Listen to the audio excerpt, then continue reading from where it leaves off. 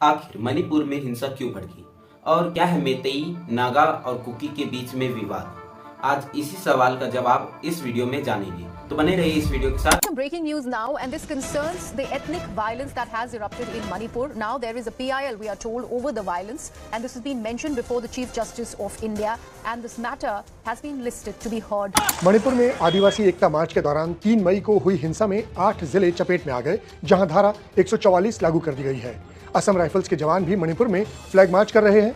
Assam rifles की 34 और सेना की 9 कंपनियां तैनात। It's nowhere close to normal in Manipur. The violence may have stopped for now, but the tension is palpable. नमस्कार दोस्तों, मैं रूपांशु कुमार। आज के इस वीडियो में मणिपुर से रिलेटेड हर एक घटना पर और जो ये हिंसा शुरू हुआ है इस पर चर्चा करेंगे। तो पहले जानते हैं मणिपुर का जियोग्राफी क्या है। मणिपुर भारत का पूर्वोत्तर राज्य है जो अपना बॉर्डर 3 राज्य और एक देश से शेयर करता है। उत्तर में नागालैंड, पूर्व में म्यांमार देश, पश्चिम में असम, दक्षिण में मिजोरम, जैसे कि आप इस मैप में देख सकते हैं। और मणिपुर की आबादी लगभग 28 लाख है। मेतेई, नागा, कुकी आबादी का गणित। मेतेई मणिपुर का सबसे बड़ा समुदाय है। राजधानी इम्फाल में इनकी अच्छी खासी जनसंख्या है। ये आमतौर पर मणिपुरी कहलाते हैं। 2022 के आखिरी जनगणना के मुताबिक ये लोग राज्य की आबादी का 64.6% हैं, लेकिन मणिपुर के लगभग 10% भूभाग पर ही ये रहते हैं। अधिकतर मेतेई हिंदू हैं और 8% मुस्लिम हैं। मेतेई बहुसंख्यक समुदाय होने के अलावा इनका मणिपुर विधानसभा में अधिक प्रतिनिधित्व भी है। ऐसा इसलिए है क्योंकि राज्य की 60 विधानसभा सीटों में से 40 इम्फाल घाटी क्षेत्र से हैं। ये वो इलाका है जो ज्यादातर मेतेई लोगों ने बसाया है। दूसरी तरफ राज्य की आबादी में नागा और कुकी आदिवासी भी हैं, जिनकी आबादी लगभग 40% है। मणिपुर की 90% जमीन पर आबाद है।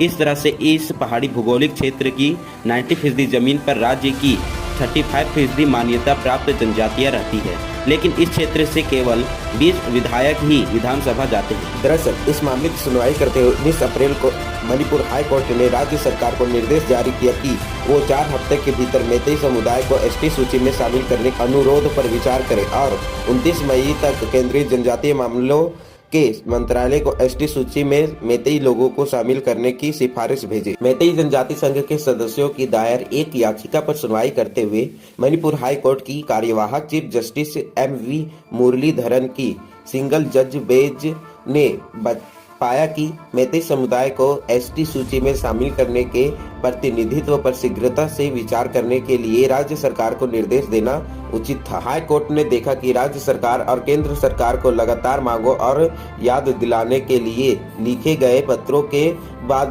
केंद्रीय जनजातीय मामलों के मंत्रालय ने 2013 में मणिपुर सरकार को एक पत्र भेजा था, जिसमें सरकार को मेतेई समुदाय के एसटी सूची में शामिल करने अनुरोध की तरफ इशारा किया गया था। इस पत्र में मणिपुर की सरकार से सामाजिक और आर्थिक सर्वे के साथ जातीय रिपोर्ट के लिए कहा गया था। जनजातीय मामलों के मंत्रालय ने कहा था कि एसटी सूची में शामिल करने के लिए स्वीकृत तौर तरीके के अनुसार प्रस्ताव राज्य सरकार के तरफ से भेजा जाना चाहिए। हालांकि तब से राज्य सरकार ने एसटी सूची में समुदाय को शामिल करने की संभावना पर केंद्र सरकार को कोई फाइल नहीं भेजी थी। इसी कड़ी में मणिपुर हाई कोर्ट ने बुधवार 3 मई को पहाड़ी क्षेत्र समिति के अध्यक्ष और ATSUM अध्यक्ष को एक फैसले के खिलाफ लोगों को भड़काने और आलोचना करने के लिए नोटिस जारी किया। अदालत ने मीडिया संगठनों, नागरिक समाज समूहों और आम लोगों से ऐसी गतिविधियों को नहीं करने के लिए कहा जो अदालत की गरिमा को कम कर सकती है। पहाड़ी क्षेत्र समिति के अध्यक्ष बिंगागलुग गगमेई ने कथित तौर पर अदालत के आदेश के खिलाफ एक बयान प्रसारित किया था और इस बात पर नाराजगी जताई थी कि समिति जो एक संवैधानिक निकाय है को न तो मामले में एक पक्ष बनाया गया था और न ही परामर्श किया गया था। मेतेई लोगों के अनुसूचित जनजाति का दर्जा देने की मांग को हमेशा कुकी और नागाओं जनजातियों के विरोध का सामना करना पड़ा है। उनका तर्क है कि मेतेई राज्य में प्रमुख आबादी है और राजनीतिक प्रतिनिधित्व में भी उसका प्रभुत्व है। वे आगे तर्क देते हैं कि मेतेई लोगों की मणिपुर भाषा पहले से ही संविधान की 8वीं अनुसूची में शामिल है। इसके साथ ही मेतेई समुदाय के वो वर्ग जो मुख्य तौर से हिंदू हैं, पहले से ही अनुसूचित जाति और अन्य पिछड़ा वर्ग के तहत वर्गीकृत है।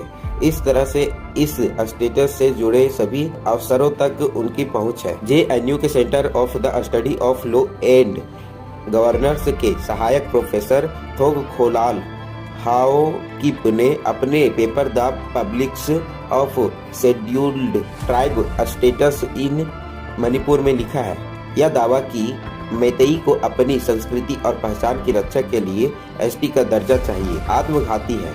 ये राज्य और उसके तंत्र को नियंत्रित करने वाला एक प्रमुख समूह है। राज्य उनके सांस्कृतिक, राजनीतिक और आर्थिक अधिकारों की रक्षा करता रहा है। ऐसे में उनकी संस्कृति और पहचान किसी भी तरह से खतरे में नहीं है। इस विचार को राजनीतिक वैज्ञानिक खाम खान सुआन होसिंग ने भी साझा किया है।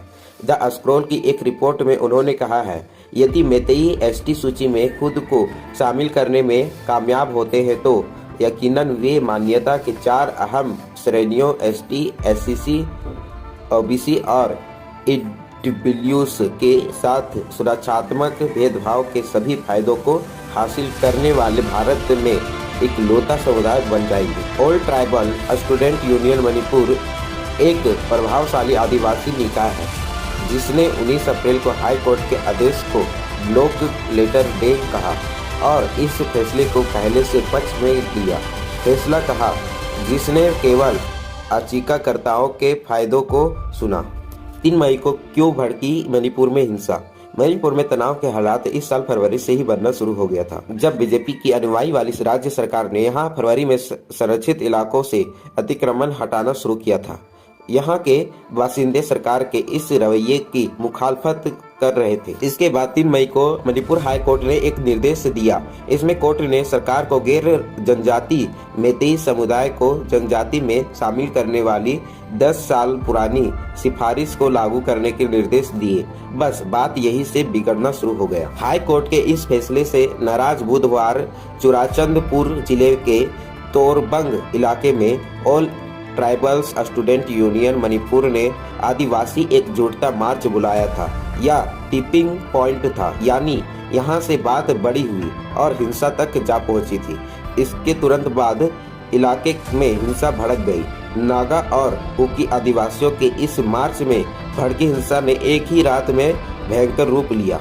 ऑल मणिपुर ट्राइबल्स यूनियन के महासचिव केल्विन निहासियाल ने इंडिया टुडे को बताया कि मार्च खत्म होने के 1 घंटे बाद मैतेई लोगों का एक समूह बंदूकें लहराते हुए कुकी गांव में घुस गया और उनके घरों में आग लगा दी। हालांकि मैतेई समुदाय घटनाओं का अलग ब्यौरा देते हैं। इस समुदाय के सदस्यों में से एक ने कहा कि कुकी ही मैतेई गांव में घुसे, घरों में आग लगा दी, उनकी संपत्तियों में तोड़फोड़ की और उन्हें भगा दिया। हिंसा का म्यांमार बांग्लादेश कनेक्शन। भले ही मणिपुर में मैतेई समुदाय बहुसंख्यक है, लेकिन ये असुरक्षा का शिकार है। दरअसल उत्तर पूर्वी भारत की 1643 किलोमीटर सीमा म्यांमार से लगती है। ये लोग म्यांमार और बांग्लादेश से आने वाले अवैध प्रवासियों के यहाँ बसने से खौफ में है। इस समुदाय को खुद की सांस्कृतिक पहचान खतरे में लग रही है। आधिकारिक आंकड़ों के मुताबिक म्यांमार के लगभग 52,000 शरणार्थी देश के पूर्वोत्तर राज्यों में बसे हुए हैं। अकेले मणिपुर में 7,800 शरणार्थी आबादी है। ये आंकड़ा तो केवल उनका है जिन्हें आधिकारिक तौर पर शरणार्थी का दर्जा मिला हुआ है। जिनके अलावा भी इस राज्य में बड़ी तादाद में म्यांमार और बांग्लादेश से आए अवैध प्रवासी रहते हैं। मैतेई संगठनों का दावा है कि बड़े पैमाने पर यहाँ बसे इन अवैध प्रवासियों की वजह से प्रदेश के लोगों को मुश्किलों से जूझना पड़ रहा है। उधर दूसरी तरफ मणिपुर में सरकार समर्थक समूहों ने दावा किया है कि राजनीतिक समूह अपने फायदों के लिए मुख्यमंत्री नोकथोबन बीरेन सिंह को हुकूमत से हटाना चाहते हैं। इसी वजह से कि उन्होंने राज्य में मादक पदार्थों के खिलाफ लड़ाई छेड़ रखी है। द हिंदू अखबार की एक रिपोर्ट के मुताबिक सीएम बीरेन सिंह की सरकार यहां अफीम की खेती को खत्म कर रही है। पुलिस ने कहा कि चुराचंदपुर, चंदेल, कांगपोकपी और तेगनोपाल जिले में तनाव है। यहाँ कुकी जोमी लोग राज्य की बीजेपी के नेतृत्व वाली सरकार के नशा विरोधी अभियान के नाम पर बेदखली अभियान का विरोध कर रहे हैं। ये अवैध प्रवासी मणिपुर की कुकी जोमी जनजाति से है। कुकी जोमी लोगों पर म्यांमार से बड़े पैमाने पर अवैध रूप से भारत में प्रवेश करने और पोस्ता की खेती करने के लिए राज्य के स्वामित्व वाली वन भूमि पर कब्जा करने का आरोप है। राज्य में पहला हिंसक प्रदर्शन 10 मार्च को कुकी गांव से अवैध प्रवासियों को निकालने के दौरान हुआ था। इसी के साथ इस वीडियो में इतना ही, मिलते हैं नेक्स्ट वीडियो में। जय हिंद।